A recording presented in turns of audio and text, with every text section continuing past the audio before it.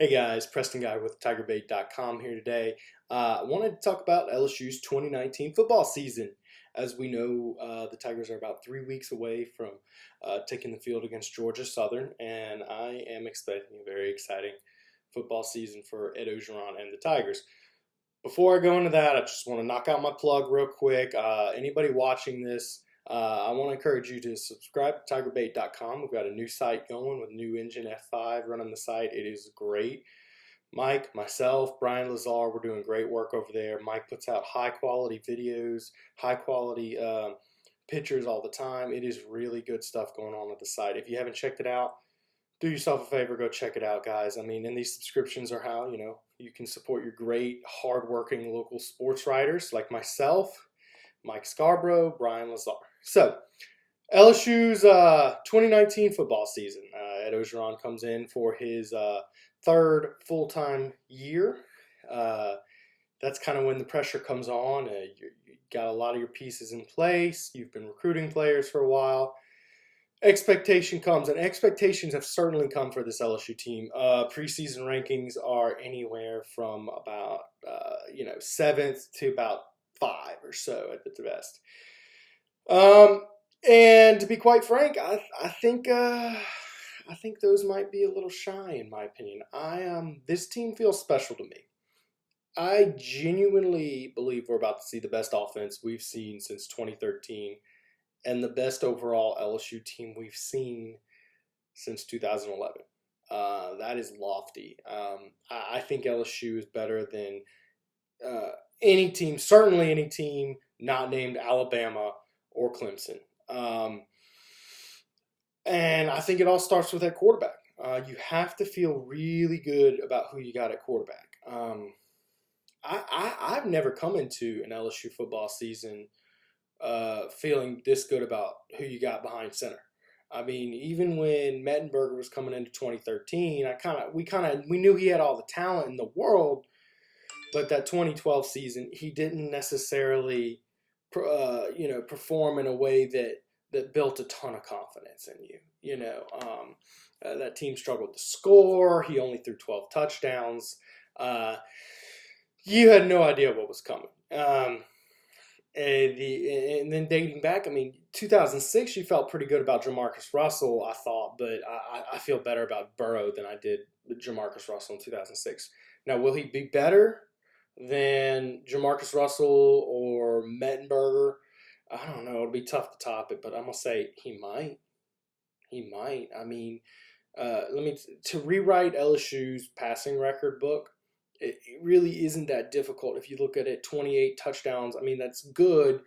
But, there's been plenty of quarterbacks who have thrown for 30-plus touchdowns in college football. I think with the addition of Joe Brady, this offense is going to open up. Ogeron isn't afraid to pass the ball around, especially on first down like we saw with Les Miles. So I really like Joe Burrow. He's tough. He's smart. He's accurate. And he's got one of the better physical skill sets in the country. Does he have an arm like Mettenberger? No. Does he have an arm like Jamarcus Russell? No. I don't even know if he's got the velocity on his balls that a guy like Brandon Harris had. But he's got enough arm strength to make any throw you need. And I think all the other intangibles and his accuracy and stuff play a lot. I think he's really built well to succeed in an RPO offense. If a good quarterback is the first ingredient to a great team, I think the second great ingredient to a great team is depth. And this team has depth for days, y'all.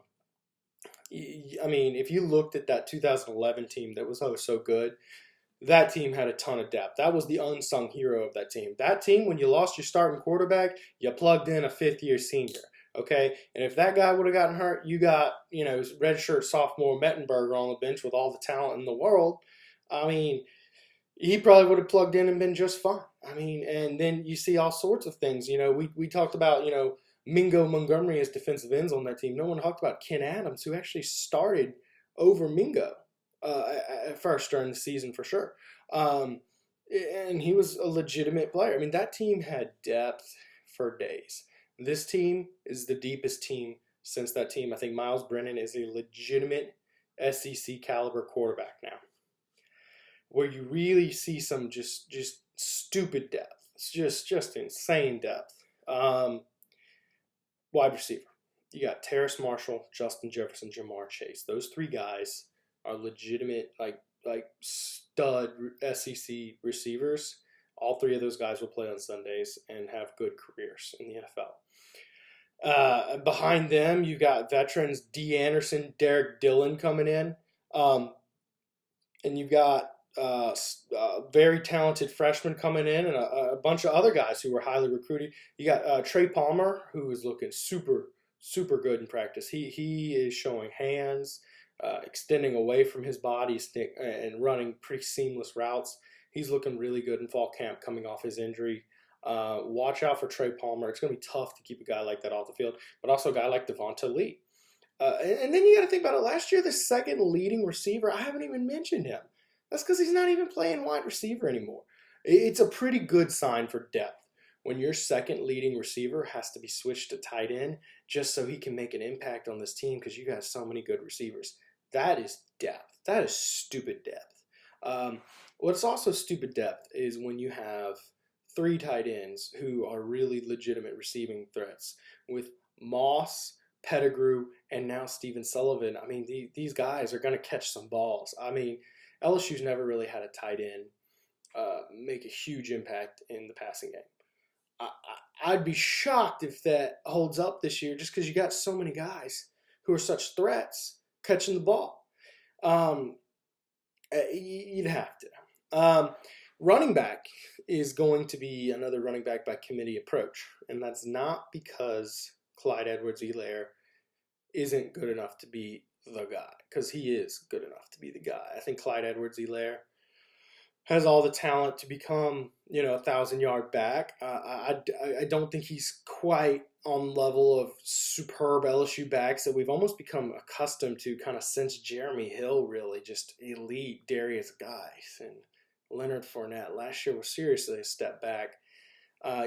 He's going to continue to develop. He is built in that Maurice Jones-Drew build. He can be your 30 carry back, but he doesn't have to because you got guys behind him like John Emery Jr. who are going to be players.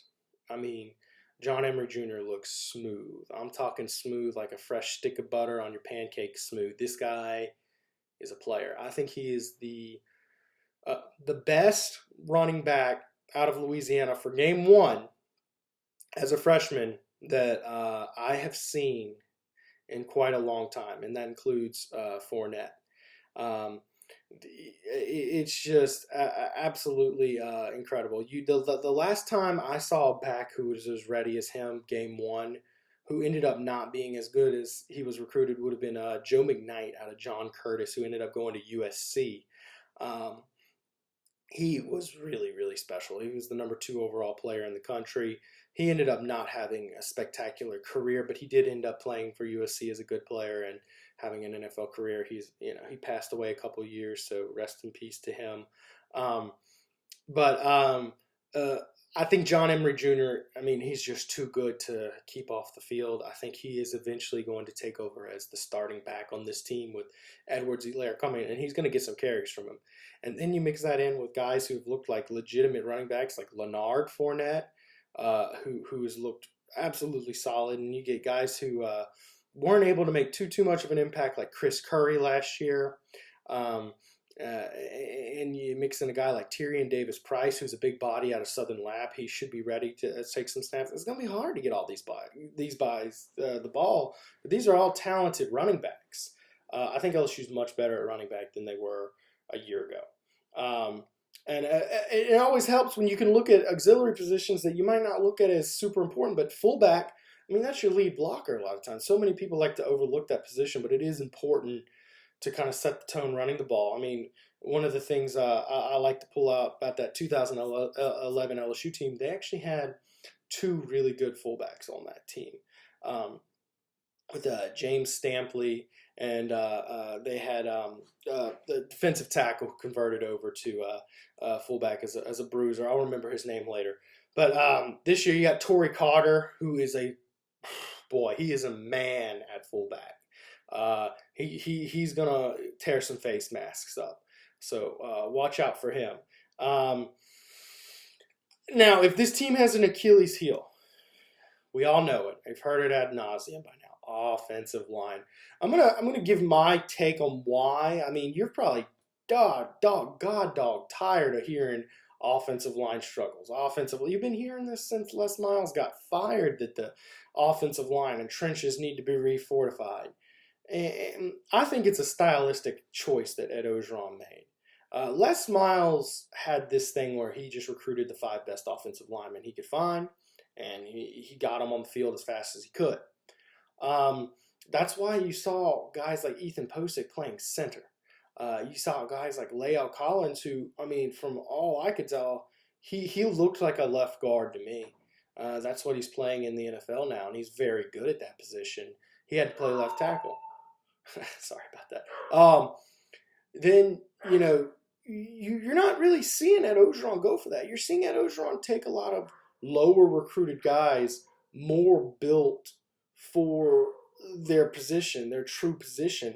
Guys, we're going to see more guys like Lloyd Cushenberry playing center, where he's kind of built to be a center, and not going to see just, plug in whoever you can at center. We're going to see more of that. It's just a stylistic difference. The problem with it is it just takes time. It takes time to build a roster and have 5 game-ready guys when you're kind of starting from scratch, because you might not be able to find that 5-star left tackle who's ready to plug and play. And even if you do find a 5-star left tackle, I mean, offensive line is a position where you have to have so much, you have to have some ham on your hock for those positions. It takes time to build the muscle to play these positions. You can't just have someone come in with superb talent, be able to, run fast. I mean, you have to be a fortified man to play these positions, or these linemen will tear you up. They will tear you to shreds. You have to grow and develop, period. So a lot of times when you're taking that 3-star offensive tackle, it takes them a few years to develop. Sometimes you need that 5th-year guy to plug in and play left tackle. And that's hard to do when you've only been kind of recruited. I mean, Ogeron's only pulled in 2.5 recruiting classes. So it kind of is difficult for him to have already had this team put together like that. So that's why I think the offensive lines continue to struggle. Maybe they prove us all wrong.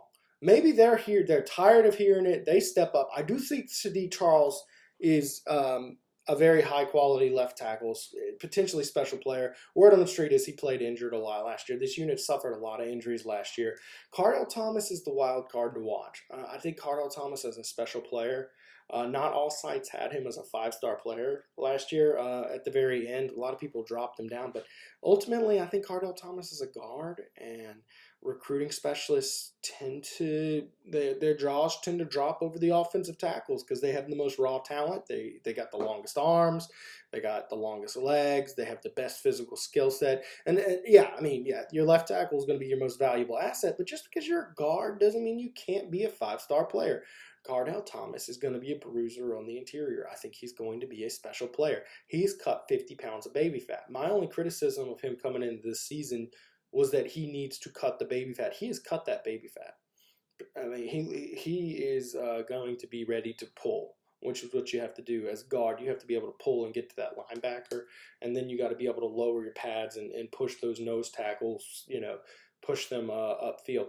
So he's certainly got a ton of talent. Will he be ready to come in and play at guard? I think you got a lot of guys, Chasen Hines, Adrian McGee, these kind of guys battling it out at these guard positions. It'll be tough to get them on the field because you got 3 guys probably ahead of him right now, but I do think he's the most talented guard. If he can develop and become that caliber player, watch out for this offensive line. They could be special. The other thing is Deculus's footwork. Now, the word on the street, Deculus is a highly improved player.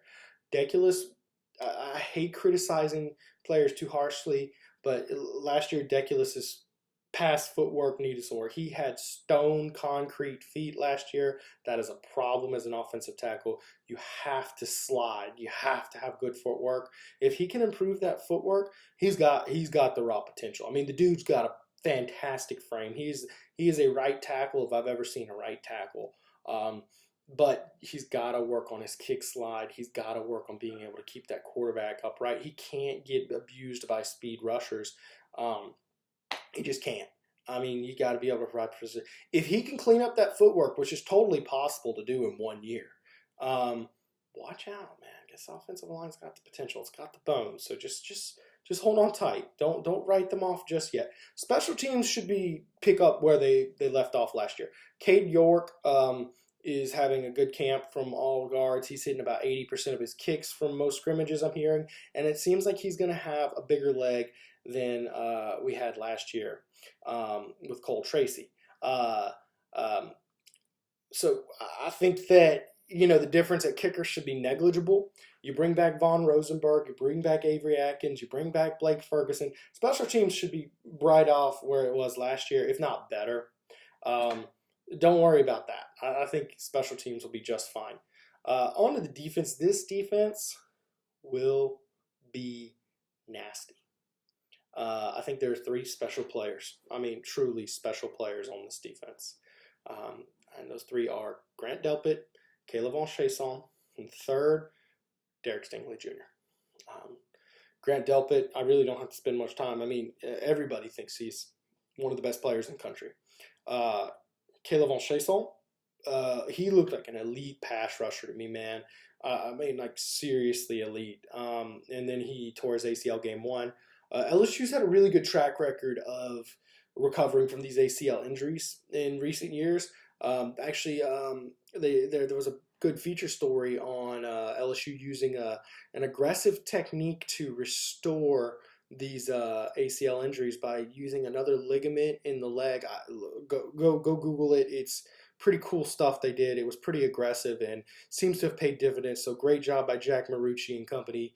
I expect he'll be fine. I expect he's going to come off and be an elite pass rusher.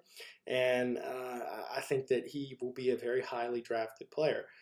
Derek Stingley Jr., I've watched a lot of high school football in my time. I played myself for a good while. And I've covered for the last few years for The Advocate doing high school games. And let me tell you, I've never seen a player as special as Derek Stingley Jr. The only player I ever saw dominate a game quite like him was Chad Jones.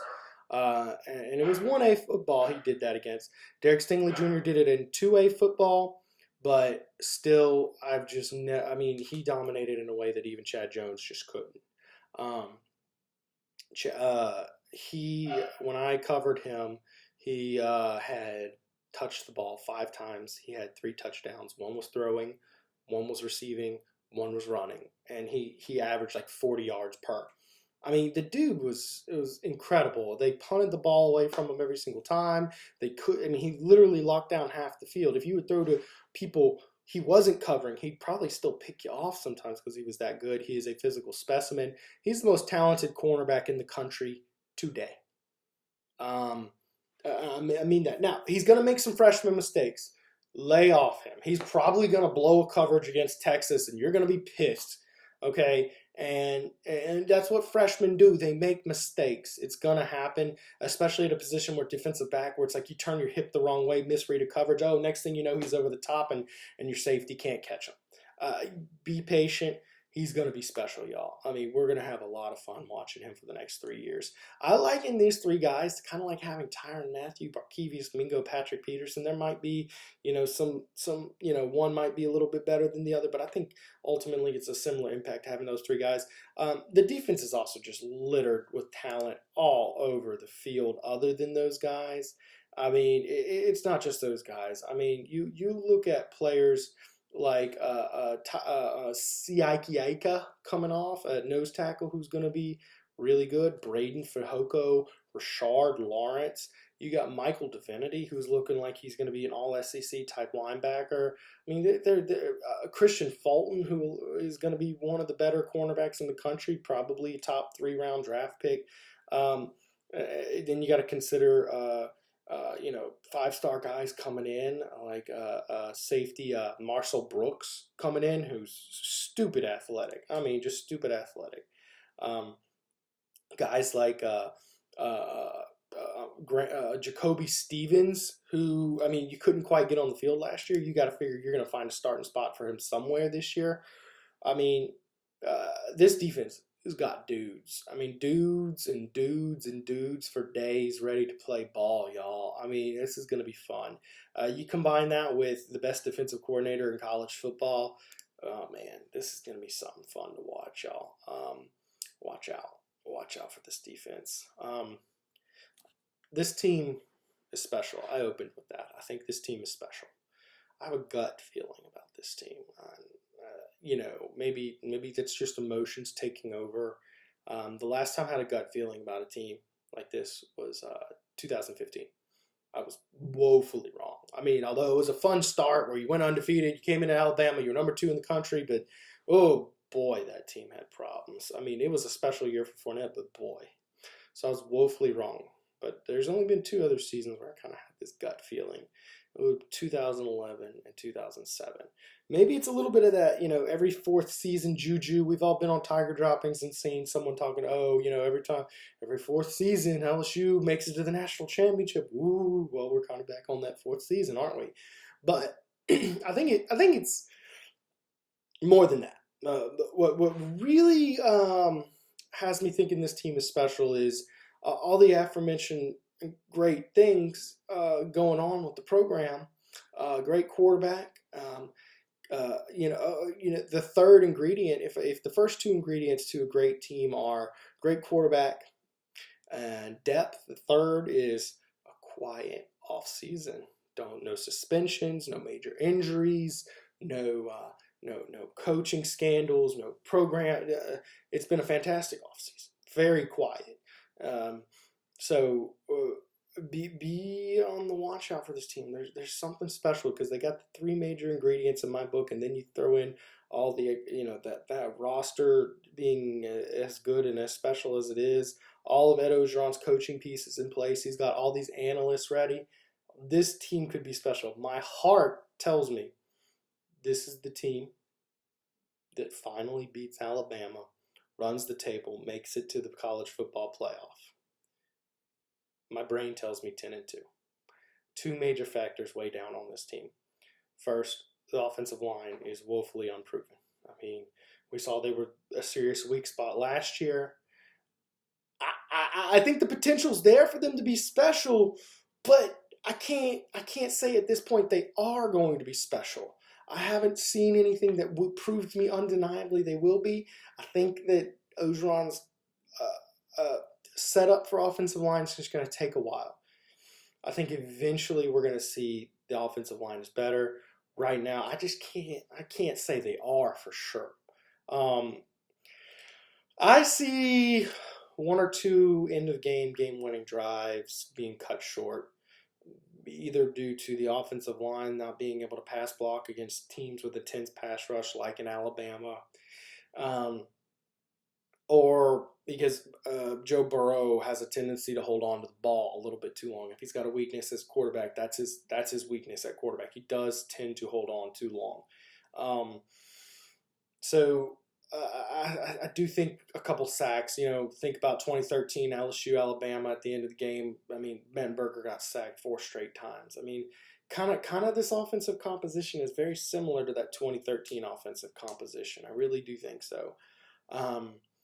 I do think a couple game-winning drives get set. The real frustrating part is that this schedule really does set up for LSU to make a run. They're better than 11 teams on the schedule. Their toughest games outside of Alabama are all at home. Texas on the road is your other toughest road game. I think that's a winnable game. LSU should be a good bit better than Texas this year. Texas lost a lot of talent. It should be better than now, but it's on the road. Crazy things happen. You never know. LSU does tend to do well in these non-conference road games. Think West Virginia, think Oregon, TCU. I mean, the only one we lost in recent years was Wisconsin, and that was right before Les Miles' demise. The second factor, I think, truly weighing this team down in my head is actually Ed Orgeron himself. Now, Orgeron's exercised a lot of demons over the last couple years. I mean, a year ago, people had him just out for dead. They're like, oh, no, this is done. He's going 7-5. Team's losing everything. That all changed when Joe Burrow said, I'm coming to play for LSU. They came out. They won 10 games a year ago. They won 14 games if you count the 4 times they beat A&M, according to the fans. Um, it was a good team last year, unexpectedly good team. And Ogeron's done a lot in the offseason, added a strong recruiting class, added Joe Brady. Having support of Scott Woodward is now going to be another thing that helps this team, I genuinely think. Um, but Ed Ogeron has a track record. Every single Ed Ogeron team has lost at least one game it shouldn't have. Now, we saw starting in the USC games, during his time at USC, he actually started to win some games he shouldn't too. So it kind of balanced itself out where he won some games he shouldn't, and then he lost some games he shouldn't. That's held true through LSU too, by the way. I mean, you saw he beats Auburn, but loses to Troy. And last year he lost to Texas A&M. And he beats Auburn, when we were highly underrated, or Miami when we were, rated to lose to them too. So we've seen a track record of that. The problem is this year LSU is better than 11 teams on its schedule. And I don't see it being, I just can't, with this offensive line issues. I mean, to beat Alabama with Tua, I mean, we're talking about the same Alabama teams that have been doing it without a good quarterback. You give them one of the best quarterbacks in the SEC in the last 10 years. On the road, you got to bring your A game. I mean, this has to be true, like no holes on your entire team. This team has to be like great. And I don't know. I think looking at paper, the one Achilles heel is offensive line. I think that LSU is going to struggle to move the ball against Alabama. Not ready to say they're going to pull that upset. The other thing is Ogeron on the other side. Ogeron does tend to lose a game he shouldn't. That's a trait every single team has had. Will he prove me wrong? Man, he's been proving me wrong for the last the last year and a half. I mean, he's been proving everybody wrong. They had him fired at the end of last season, and look at him now. He's one of the up and up coaches in the SEC. Everybody feels good about where the program stands. But I do think he's an intense motivator, and that comes with ups and downs. Yes, you're going to give it your all for these games like Alabama. You're going to be really up and high, okay? And you're going to be pumped up. We saw that team come out against Missouri, his first game as the head coach after Les Miles got fired, and they could have put up 300 points. They were all fired up because it was Ed Ogeron's first game back as a head coach. Here's the issue. The human body has limitations. It can't go 100%, 110% all season long. You have to pace yourself. We see it all the time in the NBA with guys like LeBron James taking, rest games, because the human body can only take so much. You cannot go 110%. Eventually, you're going to burn out. I do think that happens with Ed Ogeron teams because he is such an intense motivator. I think he's going to have to eventually learn to pace his teams a little bit better. And I think he blows one he shouldn't. And I think he won of Texas, Florida, Texas A&M. The good news is the two hardest of those 3 games are at home, Texas A&M and Florida. But you do have to go to Texas. Like I said, all 3 of these games are winnable. LSU should win these games, and I mean probably comfortably. I mean, I'm not saying by 20, 30 points, but I mean, LSU's going to be, at least 7-point favorites in these games. And I think that ultimately LSU is just going to, I just don't have enough on what I've seen already. The body of work is not there to justify. So ultimately, I'm going 10-2 for this LSU team is my official prediction.